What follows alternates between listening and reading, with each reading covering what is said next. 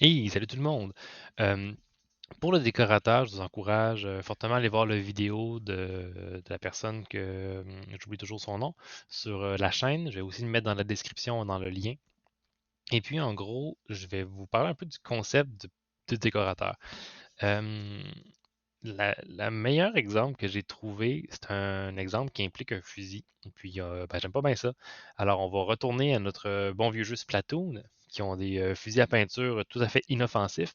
Et imaginez qu'on a un fusil à peinture Splatoon c'est ça, qu'on peut modifier. Donc, c'est possible d'ajouter des certaines composantes qui vont faire qu'il va tirer de la peinture plus loin, qui va prendre moins de peinture quand on va tirer de peinture, qui va faire un jet plus petit, un jet plus gros. On peut en ajouter plusieurs. Ou un autre exemple, ça serait, imaginez je sais pas, on a une automobile.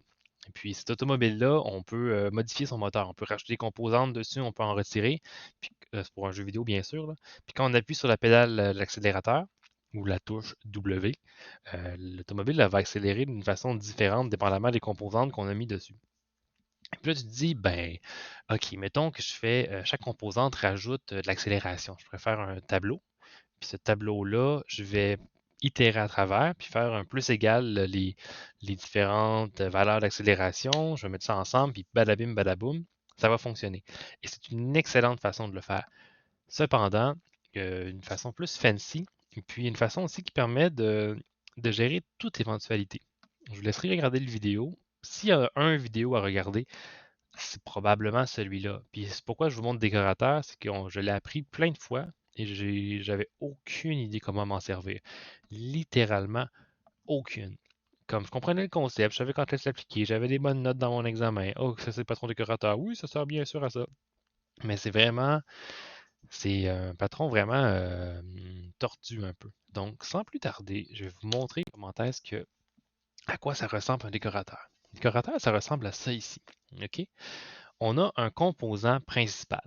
Ce composant-là principal, ce serait par exemple une interface. Et puis, ce composant principal-là aurait un composant concret et un composant qu'on appellerait décorateur, qui est aussi une classe abstraite, donc interface, classe abstraite. Puis lui est composé de 0 à plusieurs interfaces.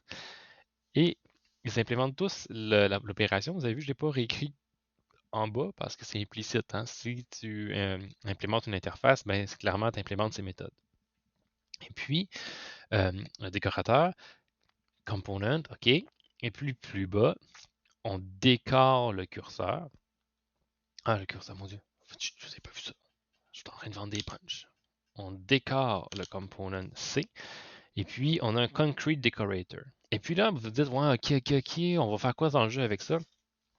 Pour le rendre de façon concrète, ça va être le curseur. Donc, ce que vous voyez ici, là, le curseur, quand on clique, ben, notre curseur, sérieusement, là, je vous parlais tantôt de Paternit, là, ça, c'est un exemple flagrant. Mais bon, il fallait que je vous montre un maximum de patrons. En tout cas, j'ai fait la décision de, puis je voulais absolument vous montrer celui-ci. Donc, ça, je pense, c'est un bel exemple pour vous.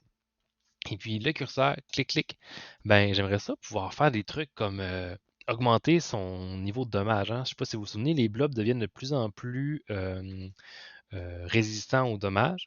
Et puis, ben, mon curseur, j'aimerais ça qu'il devienne de plus en plus fort aussi pour avoir une chance de gagner contre les blobs le plus longtemps possible. Alors, vous allez vous en douter sûrement.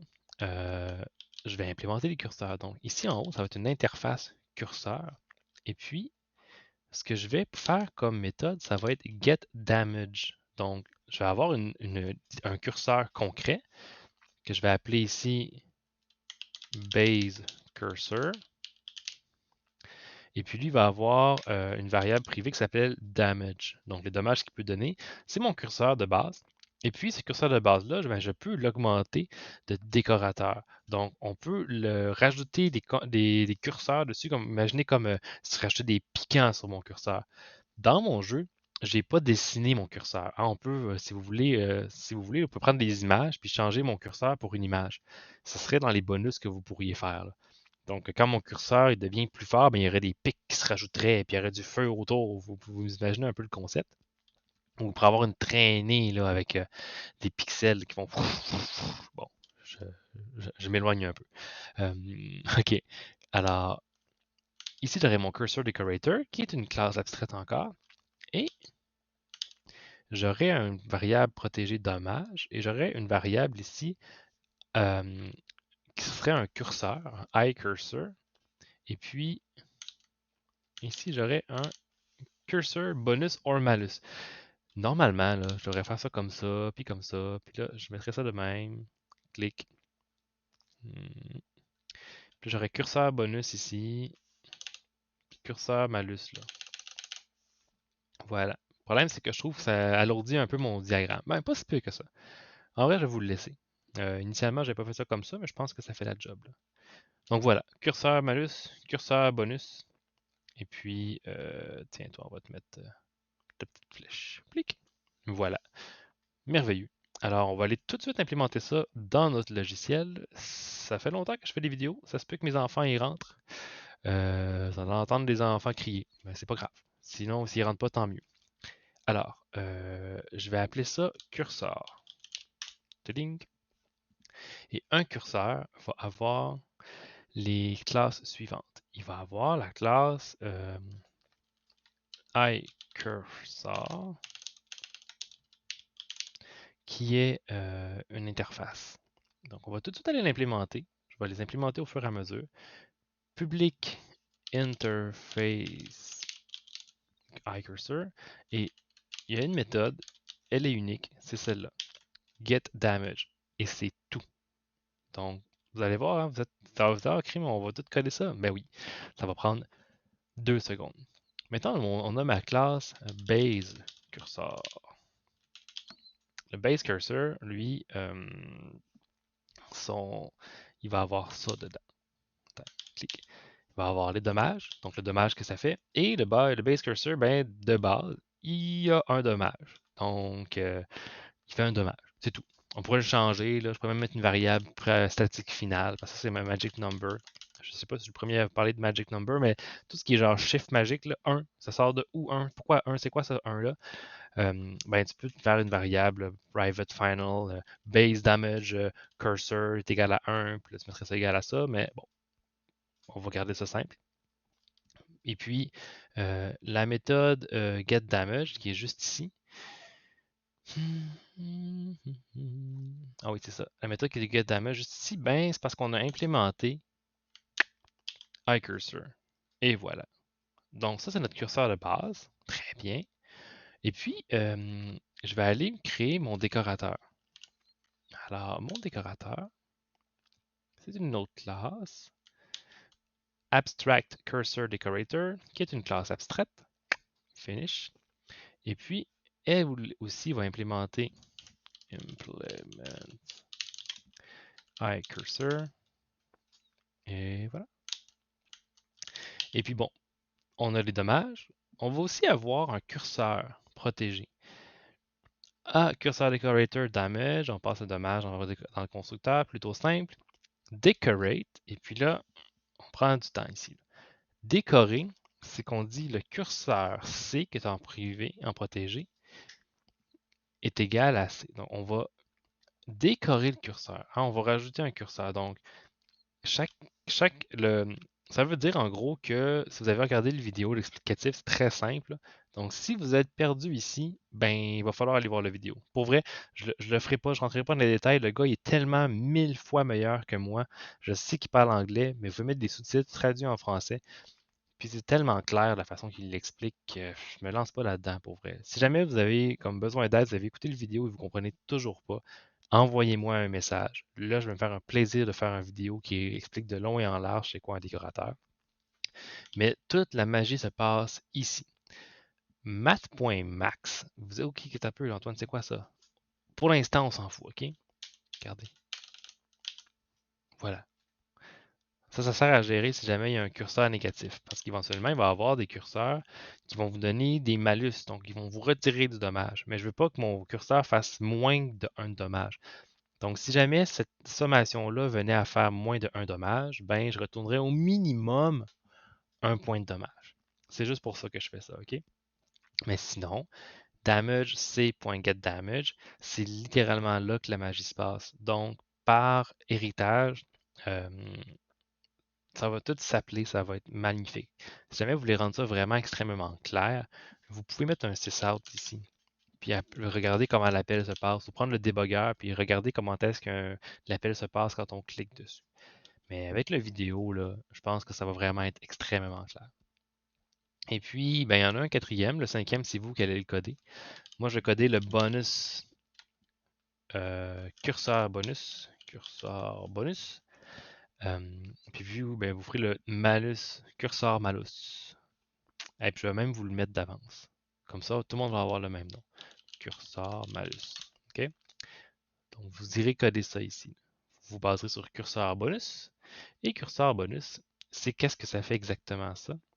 Ben, ça extends le curseur décorateur. Et puis, tout simplement 2. Donc, dans son constructeur du parent, ça dit, hey, un curseur bonus, ça fait combien de dommages? Et la réponse, c'est 2. Un curseur bonus fait 2 points de dommage de plus. Donc, si jamais je décore mon curseur de base avec le curseur bonus, ça fait 1, plus 2, plus 2, plus 2, plus 2, parce que je décore à chaque fois. Imaginez qu'un un curseur bonus, là, c'est des piquants sur mon curseur. Donc, si j'ai 3 piquants, ça fait 2 plus 2 plus 2, plus le curseur de base, 1. Donc, je fais 7 points de dommage. Donc, au lieu d'avoir une espèce de tableau avec toutes les améliorations de mes curseurs, ben, je peux tout simplement avoir un curseur bonus. Il me reste à programmer la partie game. Donc, dans game, comment est-ce qu'on va gérer ça? Ben, c'est pas très compliqué, hein. Ici, on va avoir un private iCursor. Private cursor, c'est comme ça. Thread T, on n'a pas besoin. Parfait. Ce curseur-là, comment est-ce qu'on va le créer? On va le créer au début. Quand on crée, quand on fait Start Game, c'est égal à New Base Cursor. Comme ça, on est certain que le joueur a toujours un curseur neuf, pas de piquant dessus quand on commence la partie. Donc ça c'est parfait. Et une fois qu'on a créé le curseur C, ben on va aller chercher les dommages qui sont causés par ce curseur-là pendant l'exécution de la partie. Donc pour ce faire, c'est un gros vidéo, hein, je vous avertis, là, mais on a presque fini. CTRL 7, oh,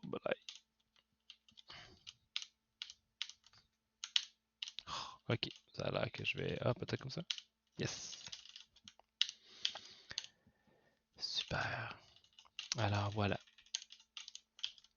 Je vais avoir la méthode decorateCursor. Cursor decorator. J'ai oublié une affaire de curseur decorator. Ah oui, c'est A ici. Yes. Et puis, ça ici, c'est quoi ça? C'est get image. Ah oui, très bien. Alors, return cursor decorator, en gros, ce que ça fait, c'est que ben, ça prend quelqu'un qui gère la décoration du curseur. Et puis, ça va être le jeu game. Quand je vais briser des blobs, donc quand je vais faire pop sur un blob, je vais décorer le curseur à partir de game. Donc, c'est lui qui va avoir la responsabilité de le faire. Je ne demande pas au blob de le faire. Parce que si jamais je change complètement ma façon de faire, il va falloir que je change complètement mes blobs aussi. Donc, Game gère la décoration du curseur. J'ai décidé de mettre ça là. Ça aussi, c'est discutable. Get Cursor Damage, c'est aussi Game qui va me le renvoyer. Donc, Game va me donner les dommages du cursor. C.getDamage, ça va donc appeler, c'est comme une espèce de boule de neige. Ça va appeler getDamage, qui va appeler getDamage du décorateur, qui va appeler getDamage, qui va appeler getDamage, qui va appeler getDamage. Et puis, quand on décore un curseur, vous avez vu ici, CD, Cursor Decorator, on décore. Donc, mon curseur, il va avoir un pic de plus. Et ce qui est bizarre, c'est qu'on va faire l'appel du getDamage à partir du pic. Donc, c'est comme si c'était maintenant on avait la main sur le curseur.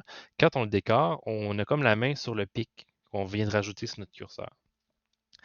OK, ça c'est parfait. Et puis, ben, il va rester à aller chercher les dommages dans les blobs. Donc, dans le blob ici, quand on fait quand on fait hit, il est juste hit ici.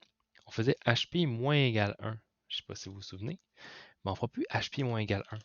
Ce qu'on va faire, ça va être HP moins égal game.getCursorDamage. Et voilà. Donc on va aller tester ça. J'espère que ça fonctionne. Yes, ça fonctionne. Je suis encore capable de cliquer sur mes blobs. Clic. Et puis, pour le prochain vidéo, on va créer des bonus blobs. Ouh, excitant. Parfait. Alors, à tantôt pour le prochain vidéo.